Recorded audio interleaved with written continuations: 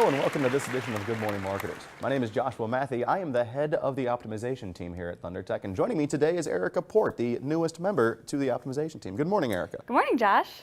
So today we are here to talk to you about the current world of SEO. Search is one of those fields that changes on a very regular basis. It's a very fluid and dynamic industry because, things like Google, Bing, Yahoo, they all change their algorithms very frequently. They want to make sure that they can provide relevant and up-to-date results.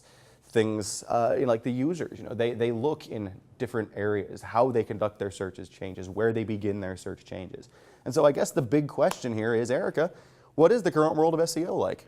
Well, Josh, like you said, search is ever-changing, approximately 500 to 600 times per year, and these are pushed in Google Panda and Penguin updates typically.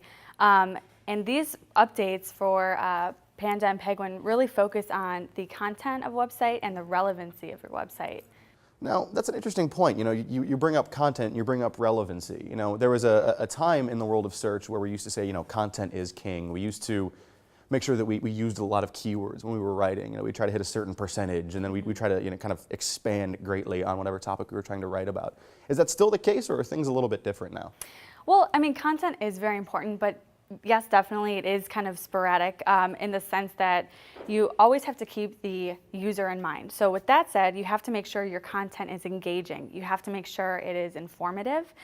You want to make sure that the verbiage used isn't way over their heads. You get used to your verbiage, but you want to make sure that they understand it. You want to make sure the calls to action really call to them and drag them in and get them to do what you want them to do. And also, keywords, you want to make sure that those are used correctly. But bottom line, you have to make sure that your content is what the user is looking for. So, you spend a lot of time, and you spend a lot of that saying, focus on the user, address their needs, address how they're looking, the words they're using to find it.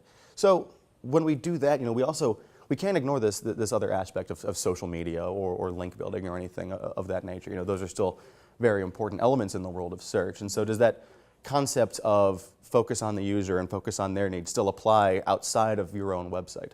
Of course. Social is something that you hear all the time.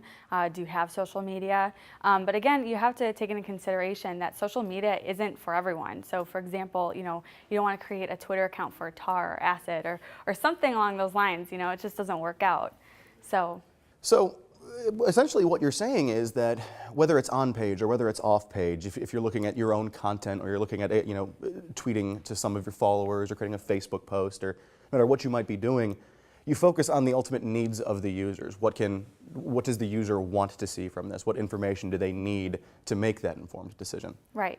Fantastic. Well, thank you all very much for joining us today. And Erica, thank you for your time. Please visit us at thundertech.com and stop by again sometime.